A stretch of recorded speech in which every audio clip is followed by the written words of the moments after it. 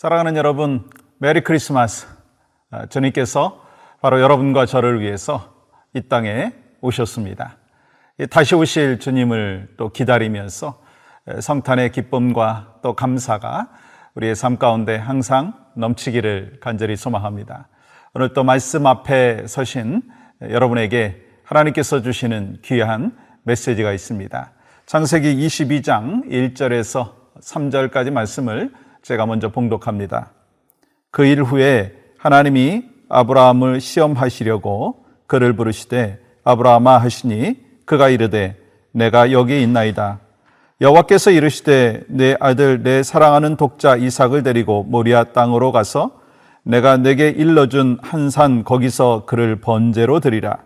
아브라함이 아침에 일찍이 일어나 나귀의 안장을 지우고 두 종과 그의 아들 이삭을 데리고 번제에 쓸 나무를 쪼개어 가지고 떠나 하나님이 자기에게 일러준 곳으로 가더니. 아멘. 여러분, 성경에는 시험이라고 하는 것에 대하여서 세 가지로 이야기를 하고 있습니다. 첫 번째는 temptation입니다. 유혹입니다. 사탄이 우리를 넘어뜨리기 위해서 유혹하는 그러한 모습들이 삶 가운데 있는 것을 분명히 기억하실 것입니다. 또 한 가지는 연단, 트라이얼입니다. 시련이라고 하죠. 여러분, 이것은 하나님께서 우리에게 더욱더 성숙된 신앙인의 삶을 살 수 있도록 인도해 주시는 과정이라고 할 수가 있습니다. 다시 말하면 우리를 향하여 하나님께서 원하시는 것이 무엇입니까? 정금 같은 믿음이 있죠. 정금 같은 신앙인의 삶이라고 하는 것입니다. 그리고 오늘 본문에 보시면 나머지 한 가지의 시험이 있습니다. 그것은 바로 테스트입니다. 여러분 1절 보십시오. 그 일 후에 하나님이 아브라함을 시험하시려고, 다시 말하면 믿음의 정도 그리고 믿음의 성숙을 확인하기 위해서 테스트하시는 것이다 라고 하는 것입니다. 그렇다면 하나님께서 이렇게 테스트하신 이유가 뭐냐라고 하는 것입니다. 진짜 믿음인지 진짜 순종하는지 그것을 알기를 원하셨다라고 하는 것입니다. 여러분, 우리가 순종함으로 구원받는 건 아닙니다.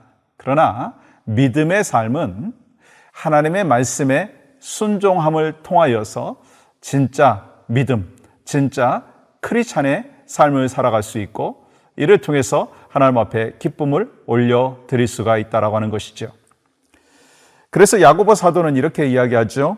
야고보서 2장 20절 여러분 보시면 행함이 없는 믿음이 헛것인 줄을 알고자 하느냐? 그러면서 무슨 말씀을 하시느냐면 21절 보세요.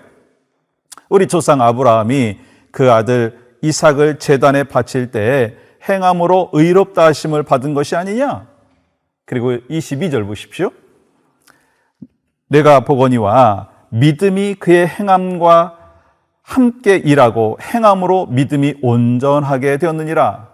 여러분, 순종할 때 진짜 믿음이 있는지 그렇지 않은지가 판단이 되고 분별할 수가 있다라고 하는 것입니다.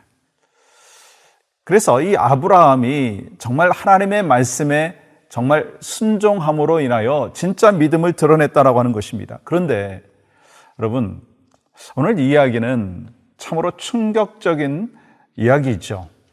정말 쇼킹한 명령입니다. 여러분 2절 말씀 보시면 여호와께서 이르시되 내 아들 내 사랑하는 독자 이삭을 데리고 모리아 땅으로 가서 내가 내게 일러준 한 산 거기서 그를 번제로 드리라. 여러분, 번제가 뭐예요? 불에 태워서 드리는 거예요. 여러분, 이 상황을 한번 잘 생각해 보십시오. 아니, 여러분과 저의 입장으로 생각을 해 보십시오. 100세 낳은 아들 얼마나 애지중지하고 귀합니까? 아니, 우리의 삶 가운데 우리 자녀가 정말 아프면 내가 대신 아팠으면 좋겠다, 그런 마음이 부모의 마음 아니겠어요?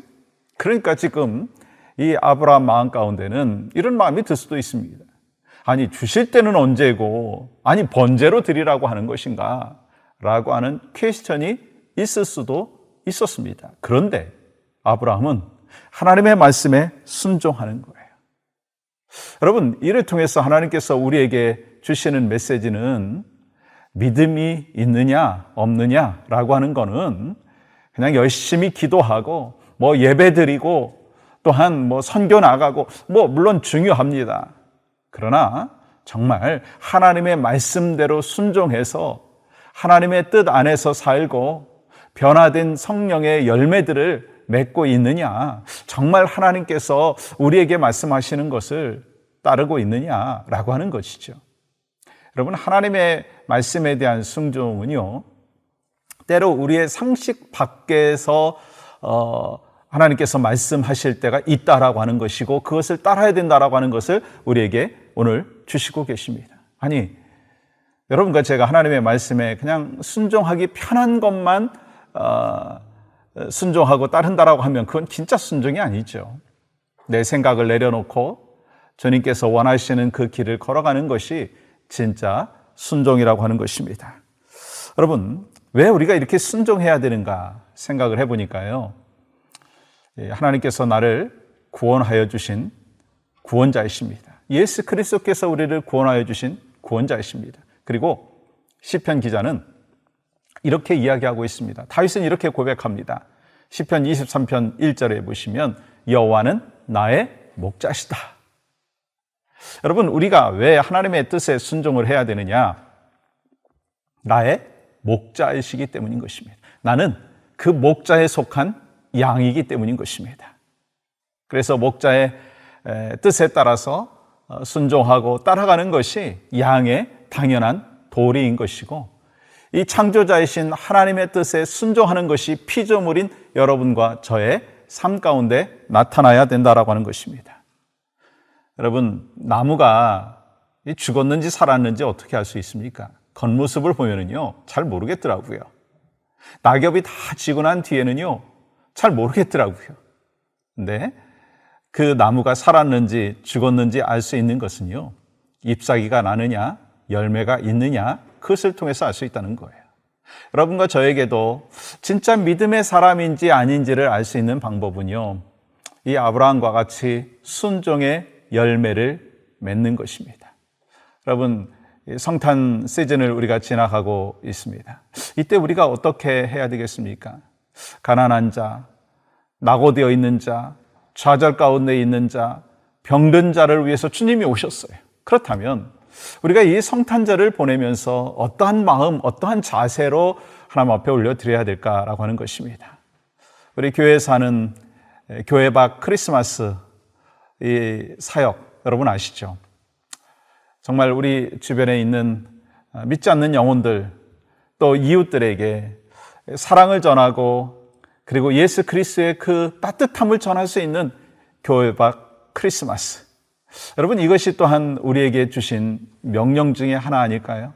그렇다면 여러분, 때가 너무 늦기 전에 이 교회 밖 크리스마스 이 사역에 여러분 함께 동참하십시오. 물질로, 그리고 또 함께 사랑의 그 패킹을 함께 하면서 또 이웃에게 필요한 것들을 나눠줌으로 인하여서 하나님의 말씀에 잘 순종하여서 참된 하나님의 백성으로 정말 하나님이 원하시는 이 크리스마스를 하나님 앞에 올려드리는 진짜 믿음의 사람, 진짜 순종의 사람이 바로 여러분과 저의 삶 가운데 있기를 주님의 이름으로 간절히 축복합니다.